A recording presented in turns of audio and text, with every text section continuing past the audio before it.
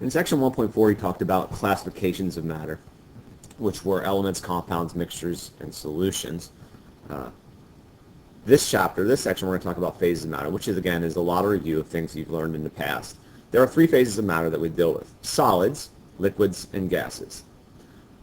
Solids are defined as any object that has definite shape and definite volume. Definite shape meaning it will be the shape of the object. It will not change unless you physically do something to it. Volume does not change again unless you remove something from it. We can calculate volume many different ways of a solid. We can submerge them in water, figure out the displacement of it. We can measure a rectangular solid or any geometric shape that has a formula and figure out its volume. So solids have definite shape and definite volume. Liquids are said to have no definite shape, but they do have a definite volume. For example, if I have 1 liter of water in a water bottle and I pour that into a pot, it's still 1 liter of water. However, the shape has changed to fit the shape of the container, so volumes will always take the shape of the container. Gases are defined as having no definite shape or volume.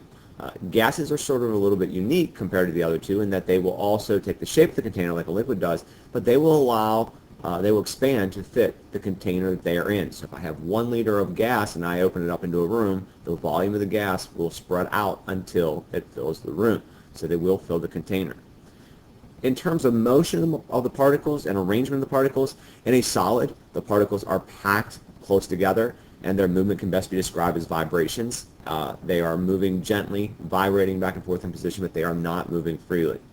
In a liquid, they are a little bit further apart, but still rather close, and their movement is free motion, free random motion. They're flowing around one another very easily. Gases have the highest form of energy. They are moving very rapidly and in a random position or random motion, and they are very spread out from one another. And they are the only one of the three that are considerably compressible. You can compress them or squeeze them down into a much smaller confined space.